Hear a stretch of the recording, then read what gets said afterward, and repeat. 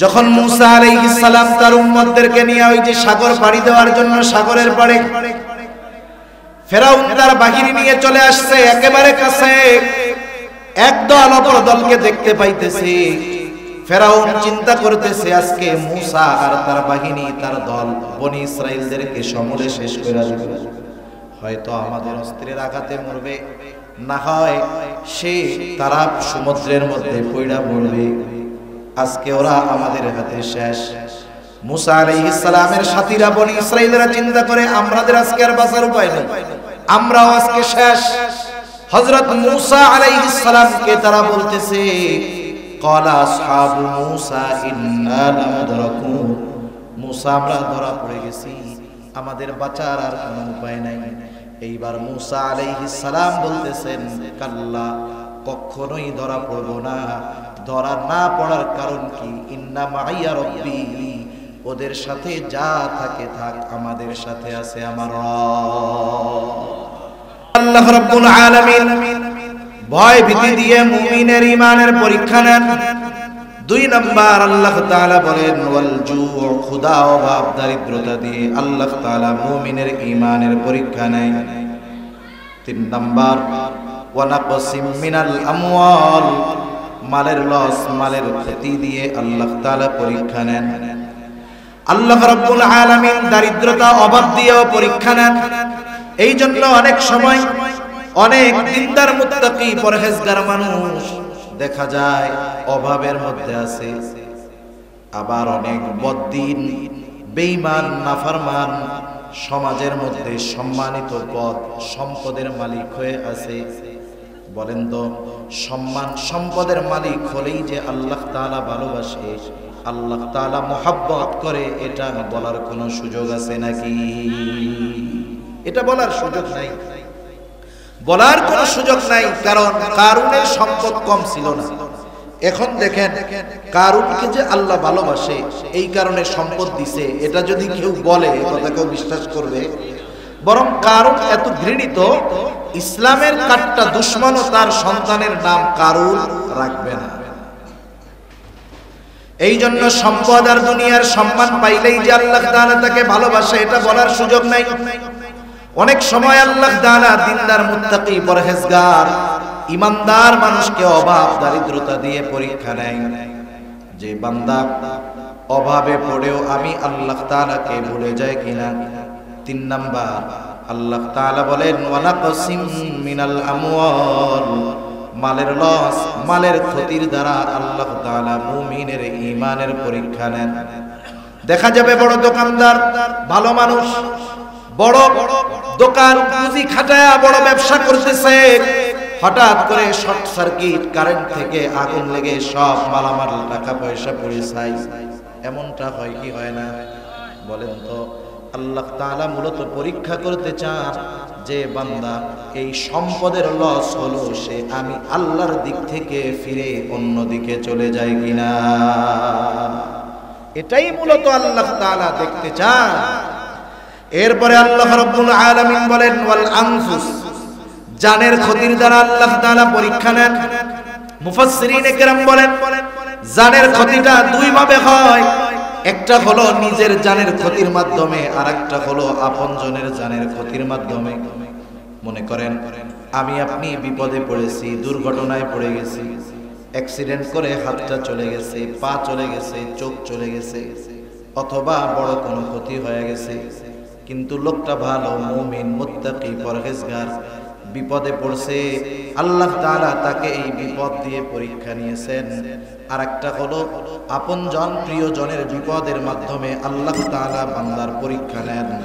দেখা যায় নিজে ভালো সব ঠিক আছে, কিন্তু সন্তানটাকে আল্লাহ তাআলা বড় অসুস্থ বানায় দিছে। এরকম হয় না? হয়। সন্তানকে আল্লাহ তাআলা অসুস্থ বানায় দিছে। এখন কোন সন্তান যদি অসুস্থ হয়, সন্তান অসুস্থ হইলে ছোট বাচ্চা ও তার অসুস্থতার কারণে যেমন কষ্ট পায়, মা বাবা তার চাইতে বেশি কষ্ট পায়, ঠিক কিনা বলেন? যদিও অসুস্থ সন্তান কিন্তু কষ্টটা অনুভব হয় মা বাবার। এজন্য আল্লাহ তাআলা অনেক সময় আপনজন প্রিয়জনকে দিয়ে, অসুস্থতা দিয়ে, বিপদ দিয়ে আল্লাহ তাআলা পরীক্ষা নেন। এটারে কি ঠিক করতে পারছে? কথা বলতে খুব কষ্ট হইতেছে, এভাবে কথা বলা যায় না। আর নাইলে এই যে মেশিন টেশিন বাদ দিয়ে শুধু মাইকে লাইন দিতে বলেন।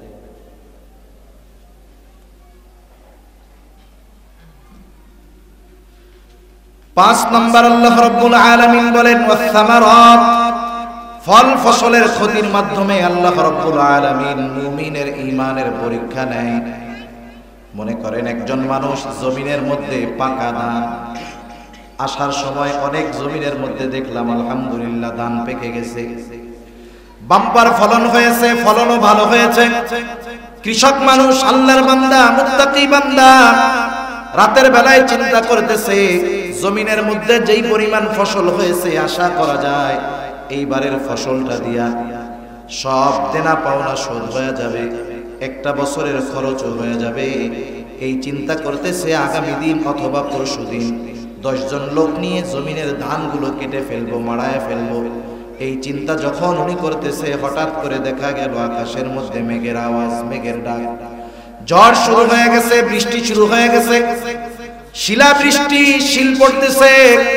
আপনারা তো বুঝবেন, বলেন তো পাকা ধানের উপরে যদি শিলা বৃষ্টি পড়ে ওই ধান তো বহুদূর, ওই ধানের যে খড় সেটার অস্তিত্ব সহজে খুঁজে পাওয়া যায় না। হয় না এরকম? শিলা ধান পড়ছে, পাকা ধানের উপরে শিল পড়লে ওই ধানের অস্তিত্বই থাকে। আল্লাহ রাব্বুল আলামিন এইভাবে পরীক্ষা নেন। মুরব্বিয়ানে কেরাম বলেন, উলামায়ে কেরাম বলেন, হয়তো কোন মুমিন এই 5 বিষয়ের পরীক্ষার সম্মুখীন হতে পারে। কমপক্ষে একটা বিষয়ের হওয়া লাগবেই, হতে পারে 2টা বিষয়ের, 3টা বিষয়ের, 4টা বিষয়ের, 5টা বিষয়ের। কিন্তু কোন ব্যক্তি যদি নিজেকে মুমিন দাবি করে পরীক্ষা নেওয়া হবে না এমনটা নয়, বরং কমপক্ষে একটা বিষয়ের ব্যাপারে হলেও তাকে পরীক্ষা দেওয়া লাগবে। তাহলে এই পরীক্ষা অবশ্যম্ভাবী, সুনিশ্চিত পরীক্ষা দেওয়াই যে লাগবে, এই পরীক্ষা কোনো সন্দেহ নাই। এখন বলেন, যেই পরীক্ষাটা সুনিশ্চিত সেই পরীক্ষার জন্য প্রস্তুতি যথাযথভাবে নেওয়ার প্রয়োজন আছে না নাই? যেহেতু পরীক্ষা সুনিশ্চিত সেহেতু প্রস্তুতি নেওয়ার দরকার। এখন কথা হলো, আল্লাহ তাআলা বান্দার পরীক্ষা নেন ঠিক, কিন্তু আল্লাহ তাআলা পরীক্ষা নেন ঠিক, কিন্তু চান না বান্দা পরীক্ষায় ফেল যায়। যেমন মাদ্রাসায় হোক, স্কুলে হোক, আর যে জায়গায় হোক না কেন, স্যার যখন, শিক্ষক যখন ছাত্রর পরীক্ষা নেয়, কোন শিক্ষক কি এটা চায় নাকি যে তার বিষয়ে তার ছাত্র ফেল যাক? এটা কি চায়? চায়। বরং তিনি চান পরীক্ষা নেওয়া হবে কিন্তু আমার ছাত্র পরীক্ষায় জানি পাশ করে। যদি ভালো রেজাল্ট করে, গোল্ডেন এ প্লাস পায়, তাহলে ওই ছাত্রর শিক্ষক, যে শিক্ষকদের মিটিং এর সময় বলে, দেখছেন ছাত্রদের কত ভালো মতো পড়াইছি, সবগুলাই গোল্ডেন এ প্লাস পাইছে, সবগুলাই মুমতাজ হয়েছে, সবগুলাই 1 নাম্বার হয়ে গেছে। আরো নিজে আনন্দিত হয়, গর্বের সাথে অন্যদের কাছে বলে যে আমার ছাত্রগুলো সব ভালো, পড়াইছি ভালো মতো, পরীক্ষা নিয়েছি, সবাই গোল্ডেন এ প্লাস পাইছে। ঠিক কিনা বলেন? ওস্তাদ পরীক্ষাও নেন, আবার চান যে পরীক্ষায় পাশ করুক, চান না যে পরীক্ষায় ফেল যায়। কেন? ছাত্রর প্রতি ওস্তাদের ভালোবাসার কারণে। ঠিক কিনা বলেন তো? আল্লাহ তাআলা পরীক্ষা নেন ঠিক, আল্লাহ তাআলা কি চান তার বান্দা ফেল যায়? আল্লাহ তাআলা পরীক্ষা নেন ঠিক, আল্লাহ তাআলা চান না পরীক্ষায় তার বান্দা ফেল যাক। কারণ ছাত্রকে ওস্তাদ যত ভালোবাসে তার চাইতে অগণিত গুণ বেশি ভালো আল্লাহ তাআলা তার বান্দাদেরকে বাসে। আল্লাহ তাআলা তার বান্দাকে কত ভালোবাসে এটা দুনিয়ার কোনো ক্যালকুলেটর, কম্পিউটার দিয়ে নির্ণয় করা সম্ভব নয়। হাদিসের মধ্যে আসছে, রাসূলুল্লাহ সাল্লাল্লাহু আলাইহি ওয়াসাল্লাম বলেন, ইন্না লিল্লাহি মিআতু রাহমাহ আনজালা মিনহা রাহমাতান ওয়াহিদাতান বাইনাল জিন্নি ওয়াল ইনস। নবীজি সাল্লাল্লাহু আলাইহি ওয়াসাল্লাম বলেন, আল্লাহ তাআলার কাছে 100টা রহমত রয়েছে। আল্লাহ তাআলা ওই 100 রহমত থেকে একটা রহমত দুনিয়ার মধ্যে পাঠিয়েছেন। ওই একটা রহমত আল্লাহ তাআলা মানুষ এবং জিন জাতির মধ্যে বন্টন করে দিয়েছেন। শুধু তাই না, ওই রহমত থেকে আল্লাহ রাব্বুল আলামিন গোটা সৃষ্টিকুলের যত হিংস্র প্রাণী আছে সামুদ্রিক প্রাণী, স্থলে অবস্থানকারী প্রাণী, সব প্রাণীর মধ্যে আল্লাহ রব্বুল আলামিন ওই এক ভাগ দয়া রহমতকে বন্টন করে দিয়েছে। এক কথায় পৃথিবীর শুরু থেকে নিয়ে শেষ পর্যন্ত যত মাখলুক এসেছে, আছে, আসবে, সবার মধ্যে আল্লাহ তাআলা ওই এক ভাগ রহমত দয়াকে বন্টন করে দিবেন। সুবহানাল্লাহ। ওই এক ভাগের থেকে সব নবীরা একটা অংশ পেয়েছে। ওই এক ভাগের থেকে আমার আপনার নবী মুহাম্মদুর রাসূলুল্লাহ সাল্লাল্লাহু আলাইহি ওয়াসাল্লাম দয়া মোহাব্বত মায়া পেয়েছে। ওই এক ভাগের অংশ থেকে হিংস্র প্রাণীটাও দয়া মায়া পেয়েছে। দেখবেন সাপ যতই হিংস্র হোক না কেন, বলেন তো সাপ তার বাচ্চাকে ভালোবাসে কি বাসে না? বাঘ সিংহ যত হিংস্র হোক না কেন, ওই হিংস্র বাঘ তার সন্তানকে ভালোবাসে কি বাসে না? আল্লাহ তাআলা হিংস্র প্রাণীদের অন্তরেও ওই এক ভাগ থেকে দয়া রহমত মায়া ঢুকায় দিয়েছেন। আমার আপনার নবীও একটা অংশ পেয়েছেন। এই দয়া রহমত মায়ার কারণে নবীজি দুনিয়ায় যতদিন ছিলেন সুযোগ পাইলেই উম্মতের কথা বলতেন। ওই কঠিন মুসিবত কিয়ামতের দিন যখন সকলে নিজের চিন্তায় বিভোর থাকবে, আল্লাহর নবী ওই সময়ও এই মোহাব্বতের কারণে উম্মতের চিন্তায় বিভোর থাকবে।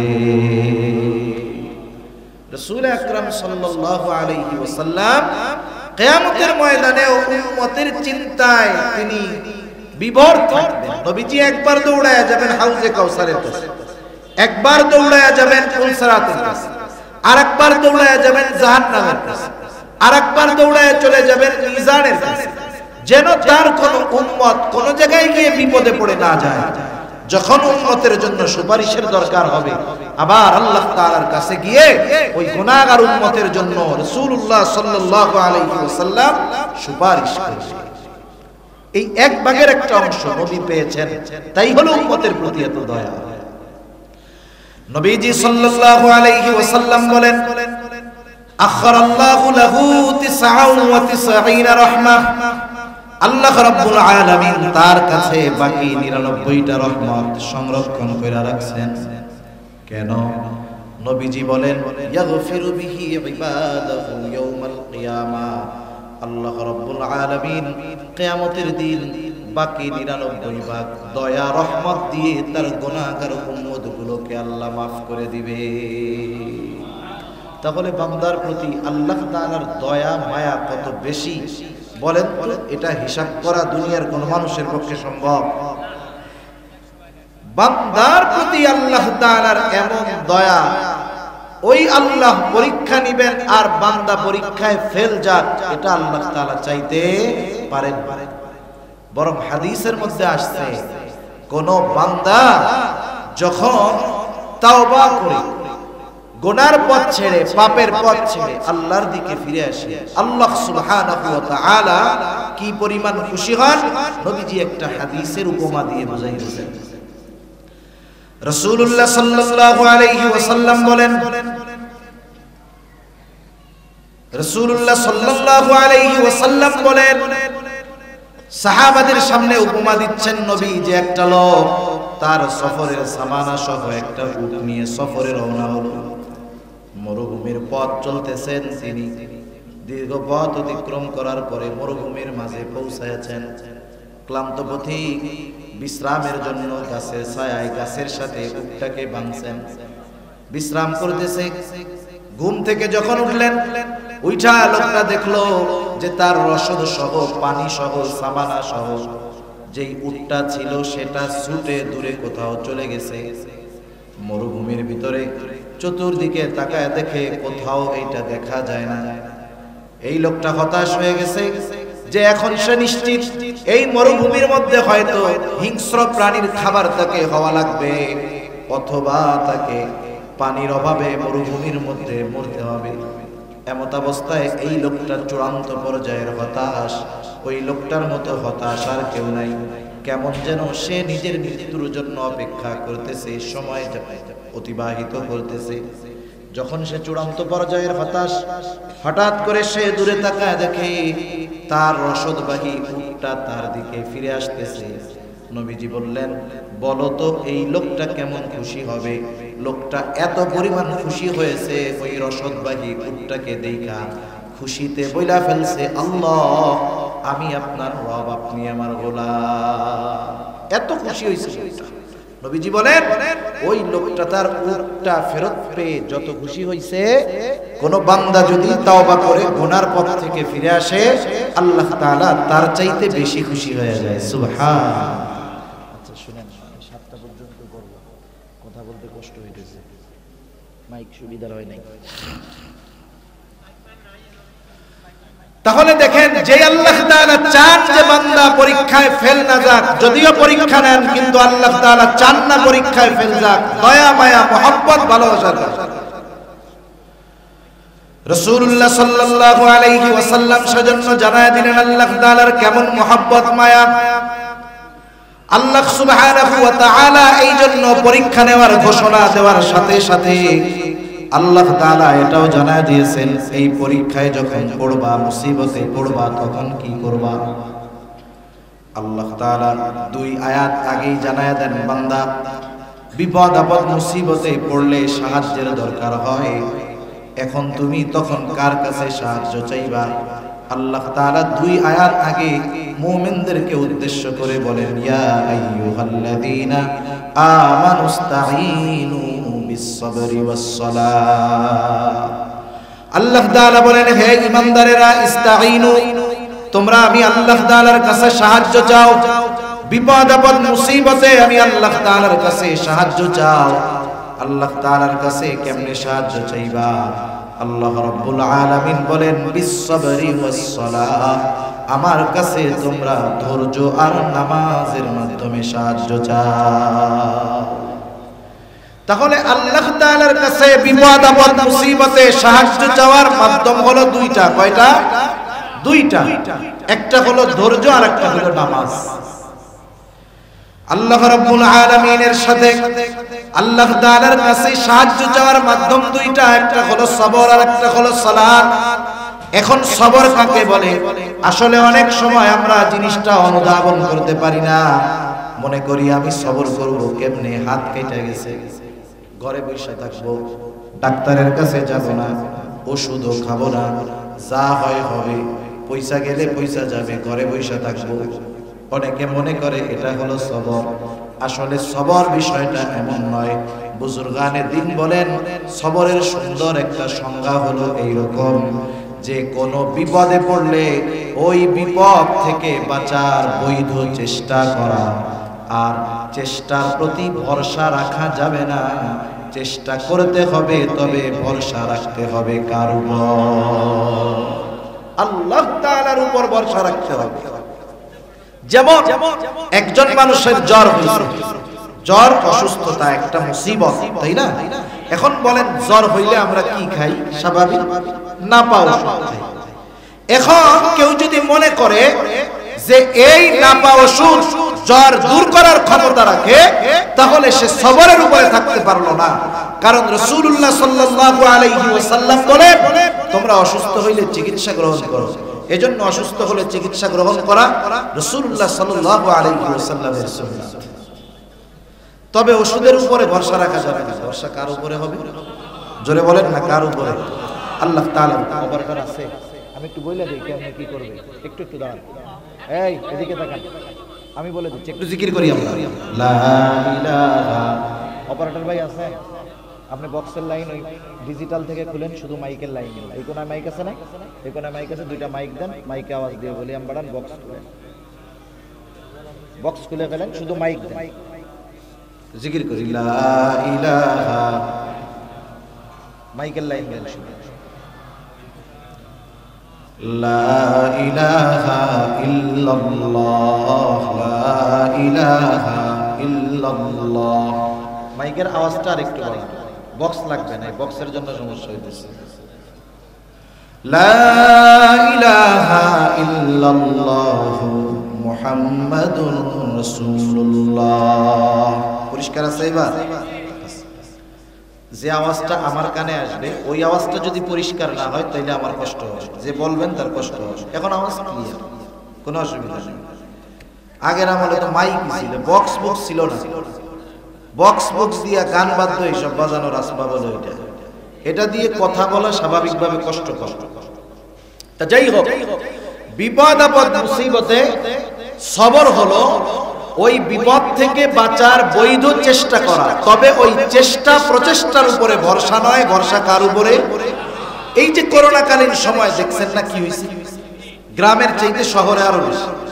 প্রথম যখন করোনার আগমন ঘটছে একেবারে মানুষের রন্ধ্রে রন্ধ্রে এই কথা ঢুকায় দিছে, করোনা থেকে যদি বাঁচতে হয় কি লাগাইতে হবে? মাস্ক লাগাইতে হবে। সাথে সাথে কি করতে হবে? বারবার হাত ধুইতে হবে। আরেকটা আমল শিখাইছে কি, যে কমপক্ষে 3 মিটার দূরে দূরে থাকতে হবে।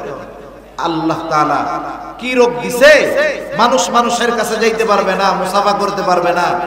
এই গজবটাই না নিয়ে আসছে মসজিদের মধ্যে। কত আল্লাহর বান্দা নামাজি ভালো মানুষ, অথচ মসজিদের মধ্যে পাশে আইসা দাঁড়াইতে গেলে দূর দূর করে দাঁড়াইতেছে। ঠিক কিনা বলি?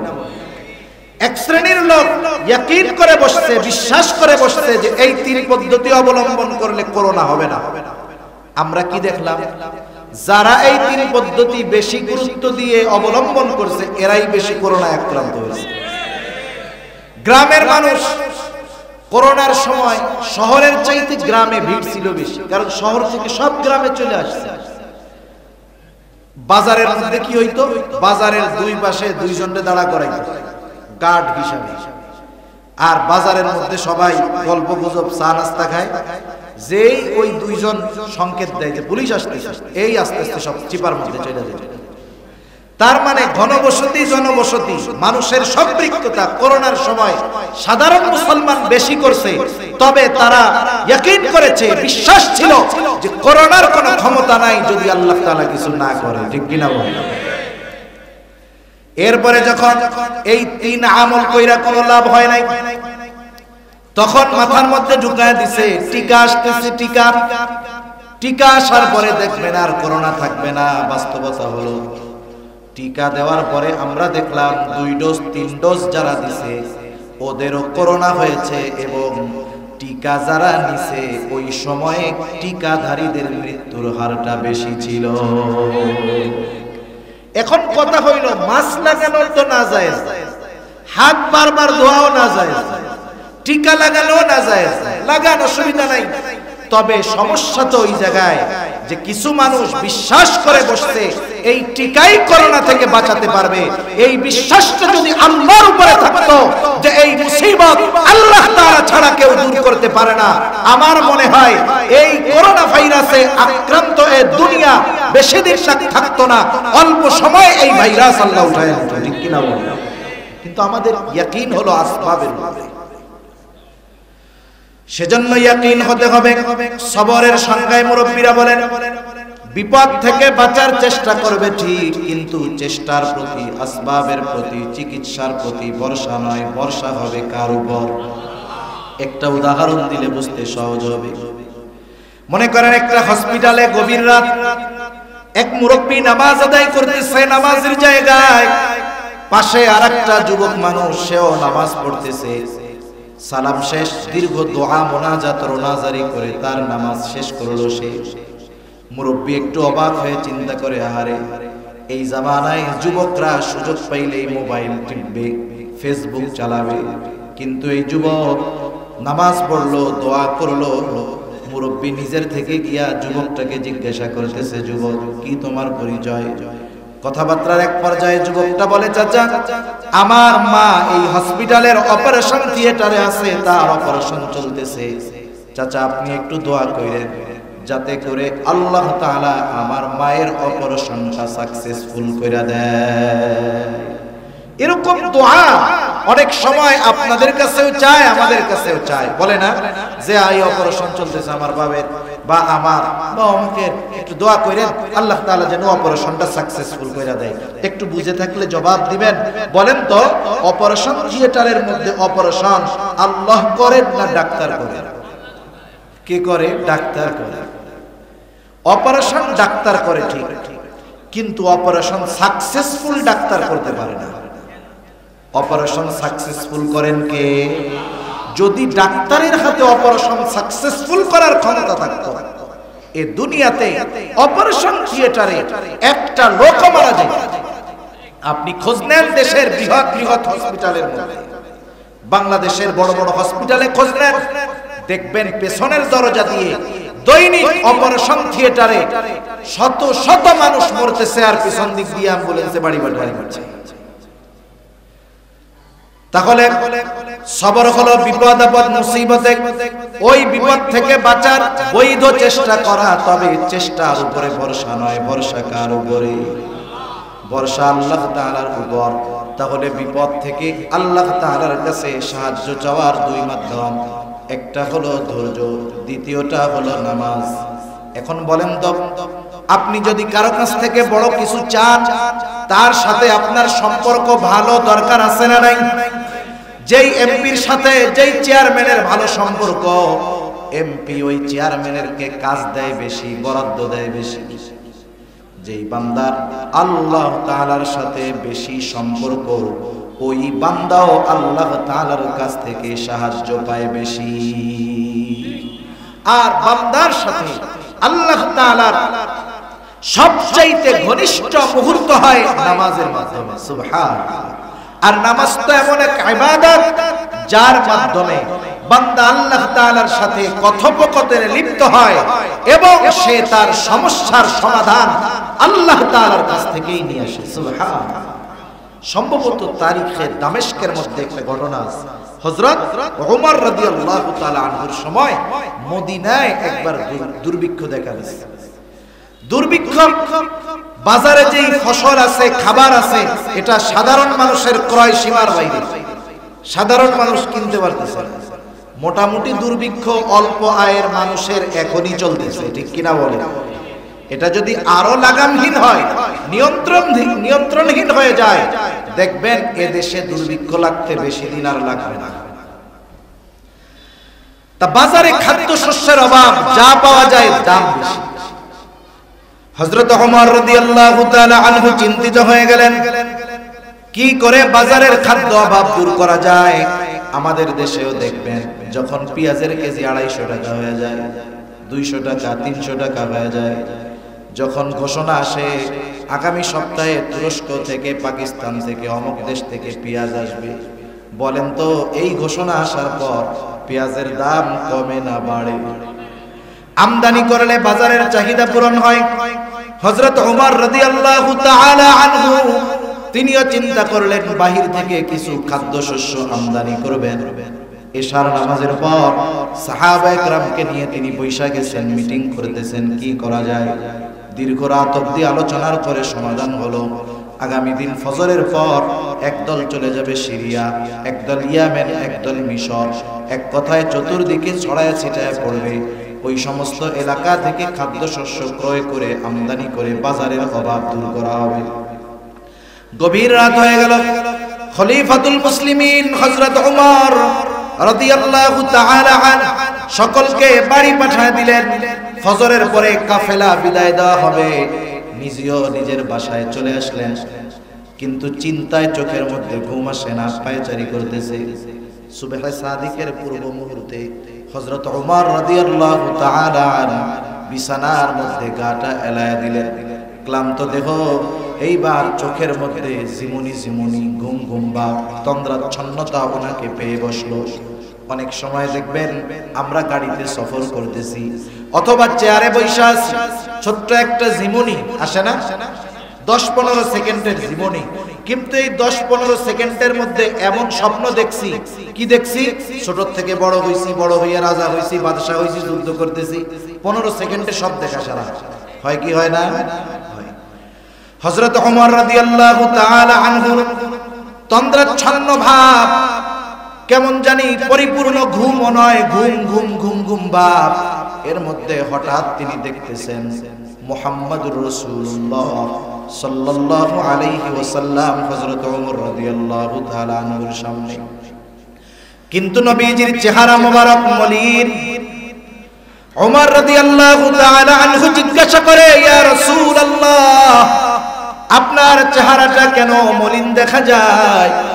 নবীজি সাল্লাল্লাহু আলাইহি ওয়াসাল্লাম বললেন, ওমর, দুর্ভিক্ষ দেখা দিয়েছে, বিপর্যয় আসছে, মুসিবত আসছে, তুমি এই দুর্যোগ দূর করার জন্য চেষ্টা করো। তার শক্তি, তার মেধা, তার প্রযুক্তি দিয়ে ঠেকাইতে পারে কোনদিন সম্ভব?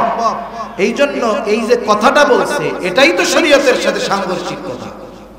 দুর্যোগ মোকাবেলা করার ক্ষমতা কারো নাই, যেই দুর্যোগ আল্লাহ তাআলা দেন ওই দুর্যোগ প্রতিহত করা, মোকাবেলা করার ক্ষমতা কারো। ওমর রাদিয়াল্লাহু তাআলা আনহুকে নবীজি বলতেছে, ওমর, মুসিবত থেকে বাঁচার পদ্ধতি আমি কি তোমাদের শিখায়া দেই নাই? এর দ্বারা উদ্দেশ্য হলো, আমি কি তোমাদেরকে সালাতুল হাজাত শিখায়া দেই নাই? হযরত ওমর রাদিয়াল্লাহু তাআলা আনহুর কানে মসজিদের থেকে আযানের আওয়াজ আসলো, ঘুম ভেঙে গেল। তিনি উঠলেন, নামাজ শেষ করার পরে সাথে সাথে পেছনে ঘুরে বসলেন, ঘোষণা দিলেন, কোনো কাফেলা কোথাও যাবে না, কোথাও যাওয়া লাগবে না। আজকে থেকে ঘরে ঘরে সালাতুল হাজাতের আমল শুরু করে দাও। হযরত ওমরের নির্দেশে সালাতুল হাজাতের আমল গুরুত্ব সহকারে শুরু হয়ে গেল। ঐতিহাসিকেরা লিখে, এক সপ্তাহ লাগে নাই, আল্লাহ তাআলা মদিনার বাজারের যে খাদ্যশস্যের অভাব, আল্লাহ তাআলা সেটাকে দূর করে দিল। সেজন্য বান্দা তার বড় বড় সমস্যার সমাধান আল্লাহ তাআলার কাছ থেকে নিয়ে আসতে পারে, যেই মাধ্যমে বান্দা আল্লাহ তাআলার সাথে যোগাযোগ করে, সেটার নামই হলো নামাজ। সুবহানাল্লাহ। এজন্য বিপদ আপদ মুসিবতে ধৈর্যের সাথে সাথে নামাজের দরকার। কারণ নামাজের মাধ্যমে বান্দার সাথে আল্লাহ তাআলার কথোপকথন হয়, বান্দা আল্লাহ তাআলার সাথে কথোপকথনে লিপ্ত হয়ে যায়। কত সুন্দর কথা দেখেন। এরপরে কেমন যেন আল্লাহ তাআলা বলেন, যেই মুমিন বিপদ আপদ মুসিবতে ধৈর্য আর নামাজের মাধ্যমে আমি আল্লাহর কাছে সাহায্য চাই, সেই মুমিন আর সাধারণ মুমিন থাকে না। আল্লাহ তাআলা ওই মুমিনকে প্রমোশন দিয়ে সবের মুমিন বানায়া দেয়। আমাদের দেশে একটা প্রশাসনিক বিভাগ আছে, পুলিশ আছে না? পুলিশ আছে। পুলিশের প্রধান যিনি, তিনিও পুলিশ, যিনি সিপাহী তিনিও পুলিশ। কিন্তু বলেন তো, নাম পুলিশ হোক, কিন্তু দুইজনের স্তর পার্থক্য আছে না নাই? কোথায় সিপাহী আর কোথায় ডিআইজি তুলনা করার সুযোগ আছে? এখন দেখেন, ডিআইজিও পুলিশ, কিন্তু প্রমোশন আছে তার, সে ভিআইপি, তার প্রমোশনের কারণে তার সম্মান অন্যরকম। অনুরূপ ভাবে আল্লাহ তাআলা আয়াতের শুরুতে বলতেছেন, হে ঈমানদারেরা, ইস্তাঈনু বিস-সাবরি ওয়াস-সালাহ, হে ঈমানদারেরা, তোমরা বিপদ আপদ মুসিবতে আমি আল্লাহ তাআলার কাছে ধৈর্য আর নামাজের মাধ্যমে সাহায্য চাও। কেমন যেন আল্লাহ তাআলা বলেন, যেই মুমিন ধৈর্য আর নামাজের মাধ্যমে বিপদ আপদ মুসিবত থেকে আমি আল্লাহ তাআলার কাছে সাহায্য চাই, সে আর সাধারণ মুমিন থাকে না, আমি আল্লাহ তাকে প্রমোশন দিয়ে সবের মুমিন বানায়া দেই। আর সবের মুমিন যে, আল্লাহ তাআলা তার ব্যাপারে বলেন, ইন্নাল্লাহা মা'আস সাবিরিন, যে ধৈর্যশীল তার সাথে আছেন কে? এখন কোন যতই বিপদ আপদ মুসিবত আসুক না কেন, আল্লাহ তাআলা যদি সাথে থাকে, কোনো ভয় আছে? কোনো চিন্তা আছে? নাই। যখন মূসা আলাইহিস সালাম তার উম্মতদেরকে নিয়ে ওই যে সাগর পাড়ি দেওয়ার জন্য সাগরের পাড়ে, ফেরাউন তার বাহিনী নিয়ে চলে আসছে একেবারে কাছে, একদল অপর দলকে দেখতে পাইতেছে। ফেরাউন চিন্তা করতেছে, আজকে মূসা আর তার বাহিনী, তার দল বনি ইসরাইলদেরকে সমূলে শেষ করে দিবে। হয়তো আমাদের অস্ত্রের আঘাতে মরবে, না হয় সে তারা সমুদ্রের মধ্যে পড়া মরবে। আজকে ওরা আমাদের হাতে শেষ। মূসা আলাইহিস সালামের সাথীরা বনি ইসরাইলরা চিন্তা করে, আমাদের আজকে আর বাঁচার উপায় নেই, আমরাও আজকে শেষ। হযরত মূসা আলাইহিস সালামকে তারা বলতেছে, ক্বালা আসহাবু মূসা ইন্না লামুদরাকুন, মূসা আমরা ধরা পড়ে গেছি, আমাদের বাঁচার আর কোনো উপায় নাই। এইবার মূসা আলাইহিস সালাম বলতেছেন, কাল্লা, কখনোই ধরা পড়ব না। ধরা না পড়ার কারণ কি? ইন্না মাইয়া রব্বি, ওদের সাথে যা থাকে থাক, আমাদের সাথে আছে আমার রব। ওদের সাথে দুনিয়ার সব থাক, কিন্তু আমার সাথে কে আছে? রব আছে, আল্লাহ তাআলা আছে। সেজন্য চিন্তা নেই। রাসূলুল্লাহ সাল্লাল্লাহু আলাইহি ওয়াসাল্লাম যখন হিজরতের সফর শুরু হলো, মদিনা হলো উত্তর দিকে, রাসূলুল্লাহ সাল্লাল্লাহু আলাইহি ওয়াসাল্লাম মক্কা থেকে বের হয়ে রওনা দিলেন দক্ষিণ দিকে। এটা একটা কৌশল, কারণ স্বাভাবিক মদিনায় হিজরতের ব্যাপারে গুঞ্জন চলতেছিল। এর আগেও কিছু সাহাবী মদিনায় হিজরত করছে, তার মানে কাফেররা নবীজিকে যদি তালাশ করতে যায় উত্তর দিকে যাবে স্বাভাবিক, কিন্তু নবীজি গেলেন দক্ষিণ দিকে। সাওর পর্বতের গুহায় আত্মগোপন করলেন সাওর পর্বতের গুহায়। কাফেররা পদচিহ্ন দেখে দেখে দেখে দেখে একটা সময় একেবারে গর্তের গোড়ায় চলে আসলো। অবস্থা কেমন? আবু বকর সিদ্দিক রাদিয়াল্লাহু তাআলা আনহু বলেন, কাফেরদের সব কথা আমি শুনতেছিলাম, কে কথা বলে তাকে চিনতেছিলাম। আমাদেরকে পাওয়ার জন্য বেশি দূরে যাওয়া লাগবে না, ওরা যদি শুধু ওদের পায়ের দিকে তাকায় আমাকে আর নবীজিকে তারা দেখে ফেলবে। এত কাছে চলে আসছে। এই অবস্থায় আবু বকর সিদ্দিক রাদিয়াল্লাহু তাআলা আনহু প্রচন্ড রকমের চিন্তিত, ভীত হয়ে গেছে। আবু বকর নিজের জন্য চিন্তিত নয়, কারণ আবু বকর তো জিলাপি খাওয়া আশিকে রাসূল। আবু বকর তো এমন আশিকে রাসূল, আবু বকরকে যদি 100 বার জীবন দেওয়া হতো আর বলা হতো এই 100 জীবন 100 বার নবীর জন্য কোরবান করবা, আবু বকর 100 জীবন 100 বার নবীর জন্য কোরবান করতে তৈরি। ঠিক কিনা বলেন? আবু বকর সিদ্দিক রাদিয়াল্লাহু তাআলা আনহুর চেহারার মধ্যে চিন্তার ছাপ নবীজি বুঝতে পারলেন যে আবু বকর প্রচন্ড রকমের ভয় পাচ্ছে, যে তারা তো অনেক, আমরা মাত্র 2 জন।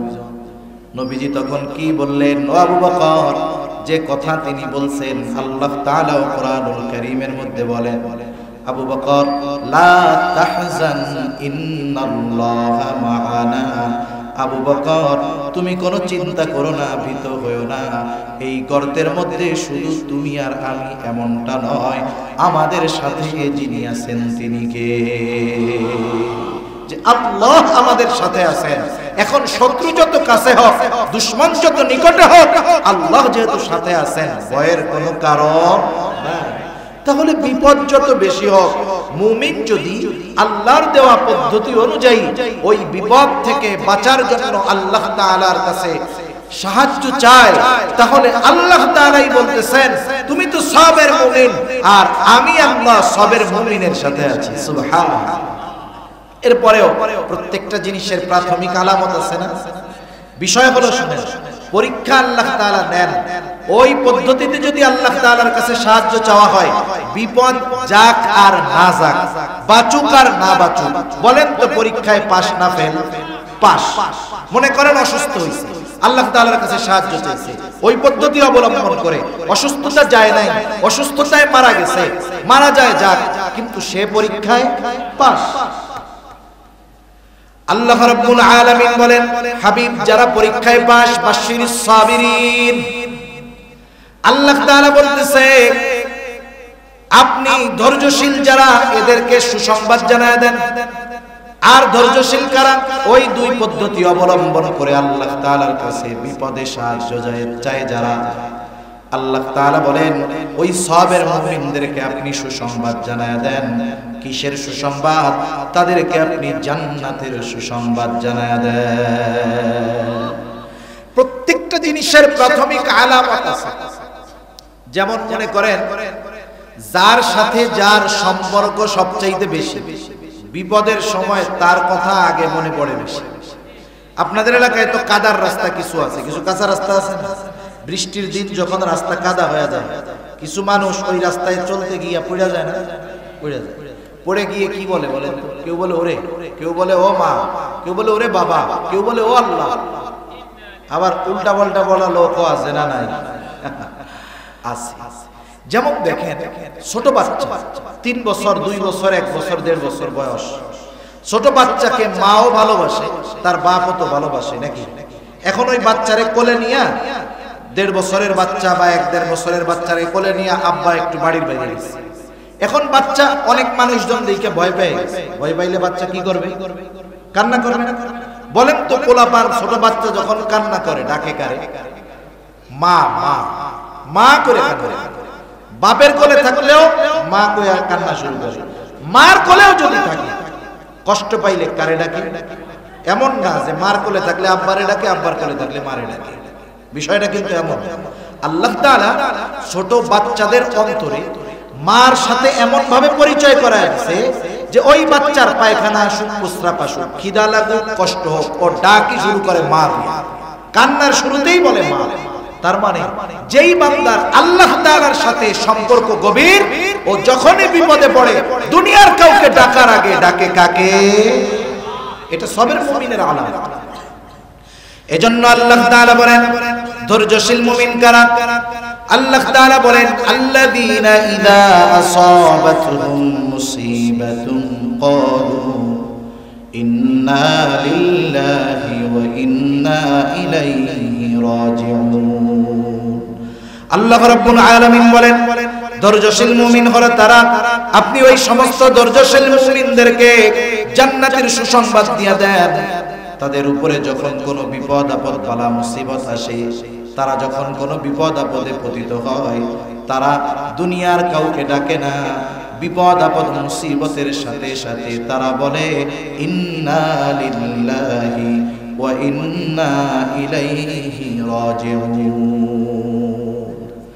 তারাই দোয়া করে। আপনাদের তো কুমিল্লা হলো উলামায়ে কেরামের খনি। কুমিল্লা জেলা ঢাকা শহরে বা দেশে শীর্ষস্থানীয় অধিকাংশ উলামায়ে কেরাম এই কুমিল্লা জেলা। আবার ঢাকা শহরের প্রসিদ্ধ দ্বীনি বৃহৎ এদারাগুলোর পরিচালনার দায়িত্বে আপনাদের বড়ুরার সন্তানেরা। আলহামদুলিল্লাহ। আপনাদেরকে এই কথা তো আর বোঝানো লাগবে না। এক জায়গায় গিয়ে জিজ্ঞাসা করছে ইন্না লিল্লাহি ওয়া ইন্না ইলাইহি রাজিউন কিসের দোয়া? কয় হুজুর মানুষ মরার দোয়া। কিসের দোয়া? মানুষ মরার দোয়া। ওরা মনে করে মানুষ মরলেই মনে হয় এটা পড়তে হয়। কত জায়গায় এমন হয় যে একজনের একটা জুতা হারায় গেছে মসজিদ থেকে, সে পড়ছে ইন্না লিল্লাহ, দেখা যাবে পাশের থেকে একজন বলতেছে চাচা মরলো কেন? না জানা। এখনো আমাদের দেশের প্রত্যন্ত অঞ্চলে এমন এমন জায়গা আছে, হায় হায় অবস্থা কি! দিন সম্পর্কে একেবারে অকল্পনীয় বিষয়। তাহলে ইন্না লিল্লাহি ওয়া ইন্না ইলাইহি রাজিউন বিপদ আপদ মুসিবতে পড়তে হয় শিখাই দিলেন কে? এই আয়াতের তাফসিরে একটা হাদিস আসছে, মুসলিমের মধ্যে আসছে হাদিসটা। উম্মে সালামা রাদিয়াল্লাহু তাআলা আনহা থেকে বর্ণিত হাদিস। উম্মে সালামা রাসূলুল্লাহ সাল্লাল্লাহু আলাইহি ওয়াসাল্লামের সহধর্মিনীদের মধ্যে একজন। রাসূলুল্লাহ সাল্লাল্লাহু আলাইহি ওয়াসাল্লামের সাথে বিবাহের পূর্বে ওনার স্বামী ছিল আবু সালামা। আবু সালামা ছিলেন প্রথম দিকে হিজরত করনে ওয়ালাদের মধ্যে একজন। উম্মে সালামা ও আবু সালামার সাথে মদিনায় হিজরত করেছে। তাদের একটা সন্তান ছিল। আর কেউ তাদের আপনজন মদিনায় ছিল না। উহুদের যুদ্ধের দামামা বেজে গেল। সকলের সাথে আবু সালামাও যুদ্ধের ময়দানে চলে গেল। দুইটা বর্ণনা পাওয়া যায়। যুদ্ধের ময়দানে আবু সালামা শাহাদাত বরণ করলো, আর একটা হলো প্রচন্ড রকমের আহত হলো। উম্মে সালামা বলেন আবু সালামা প্রতিদিন কাজ শেষে নবীজির কাছে গিয়ে বসতেন, যা শিখতেন বাসায় আইসা আমাদেরকে শিখায়া দিতেন। এটা হলো সাহাবায়ে কেরামের একটা সুন্নাত। সেজন্য জুমার দিন মসজিদের মধ্যে খতিব সাহেবরা অনেক গুরুত্বপূর্ণ কথা বলেন। ওই সময় দেখা যাবে ঘরের মহিলারা আমাদের জন্য রান্না করতেছে। আমাদের উচিত ওই গুরুত্বপূর্ণ কথাগুলো স্মরণ রেখে বাসায় আমাদের বাসার মানুষদের কাছে কথাগুলো পৌঁছায়া দেওয়া। এটা সাহাবায়ে কেরামের একটা সুন্নাত। কিন্তু আমরা এর বিপরীত কিন্তু করে বসি। এর বিপরীত কেমনে হইতে পারে? মনে করেন স্বামী স্ত্রীর হক নিয়ে খতিব সাহেব আলোচনা করছেন। খতিব সাহেব বলছেন যে শুনেন, স্ত্রীদের সাথে সদাচরণ করবেন।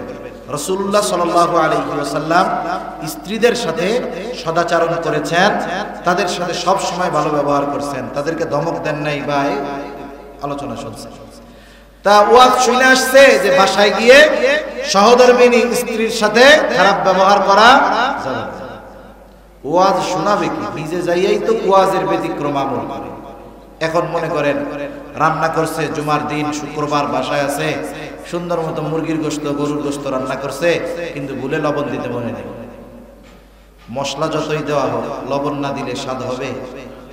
এখন আপনি খাইতে বসছেন বা আমরা খাইতে বসছি, পাশে তো লবণের বাটিও আছে। লবণ যদি না হয়, কথা বললে কি তরকারিতে লবণ হয়ে যাবে, নাকি লবণ দিলে চাহিদা পূরণ হয়ে যাবে? এখন কথা না বললে, একটু আগে কিন্তু জুমায় শুনে আসছে যে খারাপ ব্যবহার করা যাবে না, তার প্রশংসা করতে হবে, রান্না বান্না যা হোক প্রশংসা করতে হবে। এখন কি করলাম, ওয়াজ শুনে আসছি এটা, এখন লবণ হয় নাই, লবণ সামনে আছে দেখতেছি, লবণ না নিয়ে ধমক দিই, কি রান্না এতক্ষণ ধরে নামাজ কালাম পড়ে আসলাম, এখন তরকারি মুখে দেওয়া যাইতেছে। বলেন তো, মহিলা তো কষ্ট করে রান্না করছে, তাই না? এখন সে তো চেষ্টার ত্রুটি রাখে নাই, হয়তো কোনো ভুলে লবণ দিতে মনে নেই। আপনি যদি লবণ পাতে নিয়ে নিজে খাইতেন, আর যদি কইতেন যে এই তরকারিটা খুব মজা হয়েছে। অনেক সময় আছে কিছু স্বামী প্রশংসা করলে স্ত্রী বিশ্বাস করতে চায় না, মনে করে পাপ মারতেছে। এখন লবণ তো হয় নাই, আপনি তারে দমক না দিয়ে একটু বুঝাইতে চান, আপনি বললেন খুব মজা হয়েছে, খুব স্বাদ হয়েছে। এখন মহিলা কিন্তু আল্লাহ তাআলা সৃষ্টিগতভাবে দিছে, ও আপনার সামনে না হোক, ওই রান্না করে পাতিলের মধ্যে যে জায়গায় তরকারি যায় একটু টেস্ট করবে, কথা সত্য না মিথ্যা এটা। এবার যাইয়া মুখে দিয়া দেখে লবণ হয় না, বলেন তো তার কাছে একটু লজ্জা লাগবে না, একটু খারাপ লাগবে? সে আরো আনন্দিত হবে যে লবণ হয় নাই, তরকারি খারাপ হয়েছে, দেখছো স্বামী খারাপ না কইয়া ভালো হয়েছে। এতে আপনার প্রতি তার আরো মহব্বত বাড়বে। কিন্তু আমরা কি করি, মসজিদ থেকে খতিব সাহেবের গুরুত্বপূর্ণ কথা তাদের শোনানো তো দূরের কথা, মসজিদ থেকে যে কথাগুলো শিখি তার ব্যতিক্রম উল্টা আমল বাসায় গিয়ে আমরা করি। এটা করা যাবে না। তা উম্মে সালামা রাদিয়াল্লাহু তাআলা আনহা বলেন, উনি নবীজির কাছ থেকে যা শিখতেন বাসায় এসে শিখায়া দিতেন। একদিন উনি বাসায় আসছেন, চেহারাটা হাস্য উজ্জ্বল। আমি জিজ্ঞাসা করলাম কি ব্যাপার, চেহারা হাস্য উজ্জ্বল কেন? বলে নবীজি আজকে আমাদেরকে এমন একটা আমল শিখায়া দিয়েছে, বিপদ আপদ মুসিবতে যদি কেউ ওই আমলটা করে তাহলে সে মুসিবতে যেটা হারায় তার চাইতে উত্তমটা আল্লাহ তাআলা তাকে ফিরায় দেয়। সুবহানাল্লাহ। নবীজি কি শিখায়া দিয়েছেন? নবীজি বলেন, তোমরা যখন বিপদ আপদ মুসিবতে পড়বা বলবা ইন্না লিল্লাহি ওয়া ইন্না ইলাইহি রাজিউন। এটা এমন একটা দোয়া, এই দোয়ার অর্ধেক শিখাইছেন আল্লাহ, বাকি অর্ধেক শিখাইছেন মুহাম্মাদুর রাসূলুল্লাহ। প্রথমে বলবা ইন্না লিল্লাহি ওয়া ইন্না ইলাইহি রাজিউন, এরপরে বলবা আল্লাহুম্মা আজুরনি ফি মুসিবাতি ওয়া আখলিফ লি খায়রাম মিনহা। নবীজি বলেন, মুসিবতে পড়া যে এই দোয়া পাঠ করবে, ওই মুসিবতে সে যা হারাবে তার চাইতে উত্তমটা আল্লাহ তাআলা তাকে ফিরায়া দিবে। উনি গুরুত্ব সহকারে দোয়াটা শিখে রাখছেন। তা যাই হোক, ওনার স্বামী ইন্তেকাল করেছে। একজন লোক আইসা উম্মে সালামাকে বলতেছে, উম্মে সালামা দুঃসংবাদ নাও, তোমার স্বামী আর দুনিয়ায় নাই। উম্মে সালামা রাদিয়াল্লাহু তাআলা আনহা ওই সময় ওই খবরটা তার কাছে ছিল সবচেয়ে বড় মুসিবতের খবর। আমাদের দেশের মা বোনদের কথা চিন্তা করেন, যদি এমন হয় স্বামী স্ত্রী দুইজন, একটা সন্তান, আর কেউ নাই, এই সময় যদি স্বামীর মৃত্যুর খবর তার কানে আসে, ইন্না লিল্লাহ পড়া বহুত দূরের কথা, আগে আল্লাহ তাআলাকে দোষারোপ শুরু করবে। কতজন আমরা শুনছি এরকম, স্বামী মারা গেছে, ইন্না লিল্লাহ কি পড়ব, আয় আল্লাহ কি করলেন, আল্লাহ আপনি কি আর কাউরে দেখেন? এই মাসুম বাচ্চা নাবালক বাচ্চার কি হবে, আমি কই যাব? এইবার গড়াগড়ি করে কান্নাকাটি শুরু করে দিছে, আশেপাশের লোক আইসা তারই তো বাঁচানোর অবস্থা খারাপ। সেজন্য উম্মাহাতুল মুমিনিন এনারা হলেন মা বোনদের জন্য আইডল। উম্মে সালামা কি করছে, হাই হুতাশ করেন। ওনাকে যখন বলা হলো যে তোমার স্বামী আবু সালামা আর দুনিয়ায় নাই, সাথে সাথে মনে পড়ে গেছে মুসিবতের সময় কি আমল করতে হবে। সাথে সাথে তিনি বললেন ইন্না লিল্লাহি ওয়া ইন্না ইলাইহি রাজিউন। আল্লাহুম্মা আজুরনি ফি মুসিবাতি ওয়া আখলিফ লি খায়রাম মিনহা। নিশ্চয় আমরা আল্লাহর জন্য আমরা আবার তার কাছেই প্রত্যাবর্তন করব। আল্লাহুম্মা আজুরনি ফি মুসিবাতি, আয় আল্লাহ আপনি আমাকে এই মুসিবত থেকে উদ্ধার করেন, এটার উজরাত দেন। ওয়া আখলিফ লি খায়রাম মিনহা, আমি যা হারাইছি তার চাইতে উত্তমটা আপনি আমাকে ফিরায়া দেন। এই দুআর অর্থ হলো এখন উম্মে সালামা স্বামী মারা গেছে, ইদ্যতকালীন সময় শেষ। উনি দেখতে অনেক সুন্দরী ছিলেন, বিভিন্ন মানুষ বিভিন্ন জায়গা থেকে ওনারে বিবাহের প্রস্তাব দিয়েছে, সাহাবায়ে কেরাম বিবাহের প্রস্তাব দিয়েছে, উনি কারো প্রস্তাব গ্রহণ করেন। যদিও উনি অনেক কষ্টে দিন যাপন করতেছিলেন। কেন? উনি বলেন যারা প্রস্তাব দিয়েছে তারা সকলেই ভালো, কিন্তু তাদের কাউকে আমার আবু সালামার চাইতে বেশি ভালো মনে হয় না। আবু সালামার চাইতে বেশি ভালো মনে হয় নাই, এজন্য কষ্ট হচ্ছে ঠিক, প্রস্তাবে রাজি হলেন। উম্মে সালামার এই কষ্টের কথা আস্তে আস্তে নবীজির কানে পৌঁছায় গেল। নবীজি সাল্লাল্লাহু আলাইহি ওয়াসাল্লাম বিবাহের প্রস্তাব পাঠায়া দিলেন। উম্মে সালামা নবীজির বিবাহের প্রস্তাব পাওয়ার সাথে সাথে হ্যাঁ বইলা দেন নাই। লাজুকতা, এটা হলো নারীদের বড় এক সম্পদ। কিন্তু আফসোস, এমন এক জামানা আমাদের সামনে চলতেছে, হয়তো বা আসতেছে, যেই জামানায় এই লজ্জা নামক নেয়ামতটা অধিকাংশ নারীদের থেকে দূর হয়ে গেছে। যার কারণে রাস্তাঘাট, মার্কেট, দোকানপাট সব জায়গায় নারীদের পদাচারণা বেশি, ঠিক না? মাঝে মধ্যে রোজার সময় খবরে কি আসে জানেন? লেখে হায় রে পুরুষেরাও এখন মার্কেট। কেন লেখছে? মহিলা এত পরিমাণ মার্কেটে যায় যে পুরুষ তো যায় না, এই জন্য কয়েকজন পুরুষ মার্কেটে গেছে, তাদের দিয়ে শিরোনাম বানাইছে যে পুরুষরাও এখন মার্কেটে। তাহলে চিন্তা করেন অবস্থাটা কোথায়। উম্মে সালামা রাদিয়াল্লাহু তাআলা আনহা সাথে সাথে হ্যাঁ বলেন। তিনি ওই যিনি প্রস্তাব নিয়ে আসতে তাকে বলতেছে আমার তো কিছু কথা আছে। কি কথা? এক নাম্বার কথা, আমার বড় রাগ অথবা লজ্জা। হয়তো আমার এই রাগ অথবা লজ্জাটা নবীজির জন্য কষ্টের কারণ হয়ে যেতে পারে। দুই নাম্বার, বয়স তো কম হয় নাই। তিন নাম্বার, আমার একটা সন্তান আছে। নবীজির কাছে গিয়ে যখন বলা হলো, নবীজি বললেন আল্লাহ তাআলা তার রাগ অথবা ওই লজ্জাটাকে স্বাভাবিক করে দিবে। বয়স তো আমারও কম হয় নাই, এরপরে তার সন্তান নিয়ে কোনো চিন্তা নাই, তার সন্তান তো কেমন যেন আমারও সন্তান। এইবার উম্মে সালামার সাথে, নবীজির সাথে উম্মে সালামার বিবাহ হয়ে গেল। উম্মে সালামা রাদিয়াল্লাহু তাআলা আনহা বলেন, আমার স্বামী আবু সালামার মৃত্যুটা ছিল আমার জন্য সবচাইতে বড় মুসিবত। আমি আল্লাহ তাআলার নবীজির শিখায়া দেওয়া ওই দোয়াটার উপরে আমল করেছিলাম। আমার দৃঢ় বিশ্বাস ছিল আমি আমার স্বামী আবু সালামাকে হারাইলাম ঠিক, কিন্তু আল্লাহ তাআলা এর চাইতে উত্তম কিছু আমাকে ফিরায়া দিবেন। কিন্তু আমাকে যে স্বামী হিসাবে আবু সালামাকে হারাইলাম, আর আমার স্বামী যে মুহাম্মাদুর রাসূলুল্লাহ সাল্লাল্লাহু আলাইহি ওয়াসাল্লাম হবে, এটা কখনো আমি কল্পনাও করি নাই। সেজন্য বিপদ আপদ মুসিবত আল্লাহ তাআলা দেন। বিপদ আপদ মুসিবত থেকে উদ্ধার তিনিই করেন। বিপদ আপদ মুসিবত থেকে বাঁচার রাস্তাও তিনি বলে দিয়েছেন। বিপদ আপদ মুসিবতে এই আমল যদি আমরা করি, আল্লাহর রাসূলের ঘোষণা যে আল্লাহ তাআলা মুসিবতের মাধ্যমে যা হারিয়েছি তার চাইতে উত্তমটা আমাদের ফিরিয়ে দিবেন। সুবহানাল্লাহ। সেজন্য সম্মানিত উপস্থিতি, আলোচনা আর লম্বা করব না। বিপদ আপদ মুসিবত এই হায়াতে আসবেই। ঈমান যেহেতু এনেছি, বিপদ আপদ মুসিবত আসবেই। দেখেন, হঠাৎ করে মুসিবত যদি চলে আসে, প্রস্তুতি নেওয়ার সুযোগ যদি না হয়, না থাকে, তাহলে ক্ষতির আশঙ্কা বেশি না কম? বেশি।